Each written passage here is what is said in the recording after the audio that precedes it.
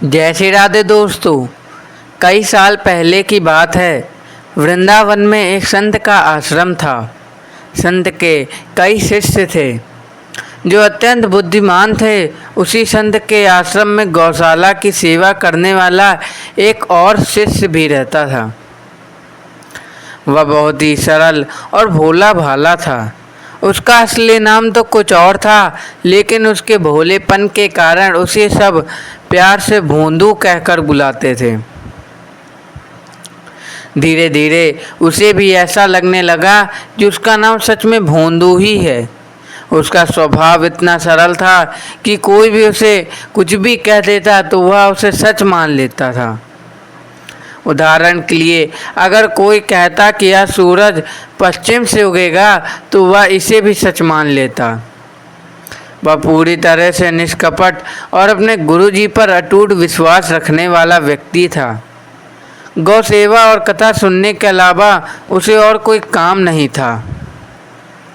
हर शाम गुरुजी अपने शिष्यों को कथा सुनाते थे और भोंदू भी बड़े मन के साथ उन शिष्यों के बीच में बैठकर कथा सुनता था। जहाँ अन्य शिष्य केवल कथा सुनते थे, वही भोंदू गुरुजी की हर बात को पूरी तरह से सच मान लेता था। एक दिन कथा के दौरान गुरुदेव श्री कृष्ण जी के सुंदरता का वर्णन कर रहे थे और भांडीर वन में गौ चराने की बात कर रहे थे। भोंदू ने सोचा कि वह भी तो उसी वन में गाय चराने जाता है, लेकिन उसे तो कभी भगवान श्री कृष्ण नहीं मिले। भोंदू को लगा कि गुरुजी कोई पुरानी कथा नहीं बता रहे, बल्कि यह अभी की घटना है। भोंदू के मन में यह विचार आया कि शायद वह ही अभागा है जो उसे अब तक ठाकुर जी के दर्शन नहीं हुए। वह मन ही मन सोचने लगा कि शायद उसने ध्यान नहीं दिया होगा। उसने निश्चय किया कि अगले दिन जब वह भांडीर वन में गाय चराने जाएगा तो अवश्य ध्यान देगा। उसे गुरुजी की वाणी पर अटूट विश्वास था।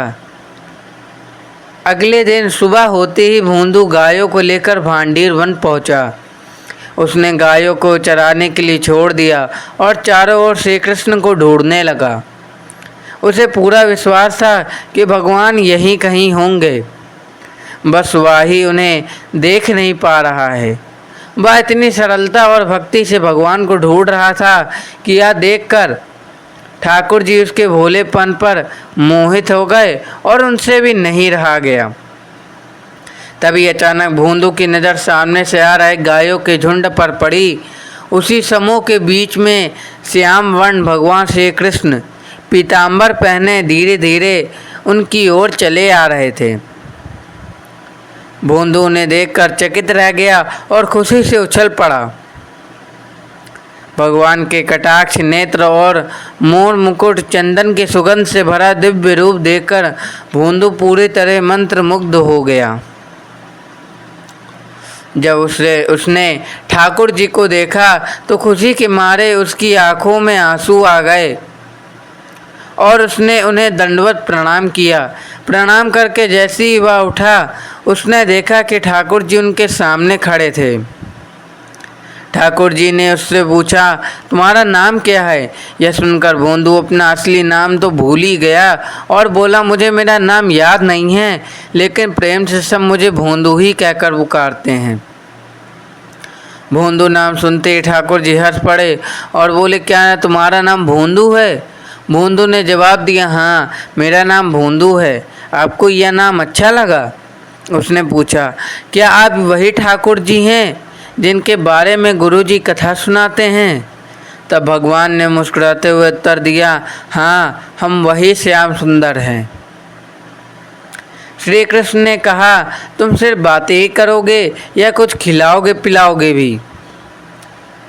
भोंदू ने जवाब दिया, आप मेरे हाथ की रोटियां खाएंगे? इतना कहकर भोंदू ने अपनी पोटली में से रोटियां निकालकर भगवान श्री कृष्ण के सामने रख दी। भगवान ने सारी रोटियां खा ली। खाना समाप्त करने के बाद श्री कृष्ण ने भोंदू से कहा, और रोटियां लाओ। तो भोंदू ने जवाब दिया, मैं इतनी ही रोटियां लाया था, इससे ज़्यादा मैं नहीं खा सकता। तब श्री कृष्ण मुस्कुराते हुए बोले, तो फिर कल से और रोटियां लाना, क्योंकि हमें बहुत भूख लगती है। ठाकुर जी अपनी गाय लेकर चले गए और भोंदू भी अपनी गाय लेकर चला गया। भोंदू इतनी भोलेपन से भरा था कि उसे लगा कि ठाकुर जी इसी तरह सबके पास आते हैं और मिलते हैं। उसे यह भी लगा कि वह दुर्भाग्यशाली था जो इतने वर्षों तक ठाकुर जी से मिल नहीं सका, लेकिन अब मिल गए हैं। इसी सोच में वह आश्रम गया और इस घटना के बारे में किसी को कुछ बताया ही नहीं। दूसरे दिन भोंदू ने आश्रम से अधिक रोटियां और सब्जी लाकर गाय चराना जाना शुरू कर दिया। धीरे धीरे ठाकुर जी उसके सखा बन गए। अब वह रोज आश्रम से ठाकुर जी के लिए वन में भोजन ले जाता और उनके साथ ही खेलता। ज़्यादा रोटियां और सब्जी ले जाने की वजह से एक दिन रसोई घर के महाराज जी ने जाकर गुरुजी से शिकायत कर दी। गुरुजी ने भोंदू से पूछा, क्या बात है भोंदू, तुम पिछले कुछ दिनों से बहुत खुश नज़र आ रहे हो और तुम इतना भोजन नहीं खाते, फिर भी इतनी सारी रोटियां और सब्जी किसके लिए ले जा रहे हो? भोंदू ने सहजता से उत्तर दिया, जब मैं भांडीर वन में जाता हूँ तो ठाकुर जी भी वहीं आते हैं अपनी गाय चराने। उनको बहुत भूख लगती है, इसलिए मैं उनके लिए ज़्यादा रोटी और सब्जी लेकर जाता हूँ। गुरुजी ने पूछा, कौन से ठाकुर जी? भोंदू ने उत्तर दिया, वही ठाकुर जी जिनके बारे में आप कथा में बताते हैं। गुरुजी ने आश्चर्यचकित होकर कहा, वह ठाकुर जी यहाँ आते हैं? भोंदू ने उत्साह से जवाब दिया, हाँ वही ठाकुर जी आते हैं। गुरुजी ने पूछा, ठीक है, वे कैसे दिखते हैं?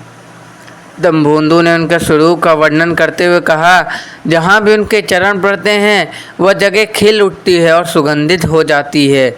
उनके कमल जैसे नेत्र हैं। गुरुजी ने सोचा कि कोई और होता तो शायद उनकी बातों पर विश्वास नहीं करता, लेकिन भोंदू जैसे निश्चल और भोले व्यक्ति की बात झूठी नहीं हो सकती। गुरुजी ने कहा, जब तुम आज ठाकुर जी से मिलो तो उन्हें बताना कि तुम्हारे गुरुजी उन्हें प्रीति भोज के लिए बुला रहे हैं। भोंदू यह सुनकर बहुत खुश हो गया, क्योंकि उसे लगा कि यह काम तो किसी अन्य शिष्य को भी भेजकर किया जा सकता था। गुरुजी उसे स्वयं आमंत्रित किया, यह सोचकर वह बेहद आनंदित हो गया। भोंदू खुशी से झूमते हुए भांडीर वन की ओर बढ़ा। जैसे ही वो वहाँ पहुँचा, उसने देखा कि श्याम सुंदर उसकी ओर आ रहे थे। भगवान ने उसे देखा और कहा, भोंदू हमें बहुत तेज भूख लगी, जल्दी से कुछ खिलाओ। भोंदू ने तुरंत पत्तल सजाया और कहा, मेरी एक प्रार्थना है कि आप मेरे साथ कल आश्रम चलिए, गुरुजी आपसे मिलना चाहते हैं। परंतु ठाकुर जी ने जवाब दिया, देखो भोंदू, हम किसी से नहीं मिलते, हम तुम्हारे सखा हैं, हम सिर्फ तुम्हारे साथ खाना खाएंगे और खेलेंगे, लेकिन गुरु जी से नहीं मिलेंगे। भोंदू ने ठाकुर जी के चरण पकड़ लिए और कहा, मैं तो आपको जानता भी नहीं हूँ, लेकिन गुरु जी ने ही बताया था कि आप यहाँ पे गाय चराने आते हैं, इसलिए मैं आपको जान पाया। मेरे गुरु ने आपको बुलाया है, कृपया मना मत कीजिए, मेरे साथ चलिए। ठाकुर जी ने उत्तर दिया, देखो भोंदू, हम तुम्हारे साथ सब कुछ करेंगे, लेकिन किसी और न किसी से मिलेंगे, चाहे वो तुम्हारे गुरुजी हों या उनके गुरुजी हों। ठाकुर जी रोटी और गुड़ खा रहे थे। भोंदू ने गुस्से में आकर रोटी खींच ली और कहा, यह भी मत खाओ, यह भी तो गुरुजी का है। उसने पत्तल भी उठा लिया और कहा, यह भी गुरुजी का है। अगर आप गुरुजी से नहीं मिल सकते तो मुझे भी आपसे नहीं मिलना। ठाकुर जी मुस्कुराते हुए कहे, तू अभी नहीं समझता, बड़े बड़े लोग हिमालय जाकर मेरी तपस्या करते हैं और हम तेरे सामने इतनी सहजता से बैठे हैं। भोंदू ने कहा, मैंने गुरु जी की सेवा की है और इसके परिणाम स्वरूप आपके दर्शन हुए हैं। इसका मतलब है कि गुरु जी की सेवा तपस्या के बराबर है। इतना कहकर भोंदू ने जाने का इशारा कर दिया। भोंदू अपना सारा सामान और गैया को इकट्ठा करके जाने लगा, लेकिन ठाकुर जी ने उसे रोकते हुए कहा, रुको भोंदू, एक बार सुनो। भोंदू ने उत्तर दिया, मैं तभी रुकूंगा जब आप यह वचन देंगे कि गुरु जी से मिलेंगे। भोंदू धीरे धीरे आश्रम की ओर लौट रहा था, लेकिन जैसे ही वह दूर जाने लगा, ठाकुर जी के चेहरे पर चिंता की लकीर खिंच गई। ऐसा लग रहा था जैसे कुछ अनमोल उनके हाथ से छूट रहा हो। ठाकुर जी तुरंत भोंदू के पीछे दौड़े और उसकी कमर पकड़कर चढ़ गए। उन्होंने कहा, भोंदू मत जाओ, मुझे जहाँ भी ले चलोगे मैं वहाँ चलूँगा। गुरु जी के पास चलो। आश्रम में गुरुदेव भोंदू का इंतजार कर रहे थे। अचानक उन्होंने देखा कि गायों के झुंड के बीच भोंदू की पीठ पर मुरलीधर विराजमान हैं। यह दृश्य एकदम अलौकिक था। गुरुजी ने मंत्रमुग्ध होकर देखा कि भगवान श्री कृष्ण उनके सामने खड़े हैं। जब तो उन्होंने भोंदू को सम्मान पूर्वक प्रणाम किया और कहा, तेरी भक्ति को प्रणाम है। आज तेरे कारण स्वयं त्रिलोकीनाथ मेरे आश्रम में आए हैं। जय जय श्री राधे।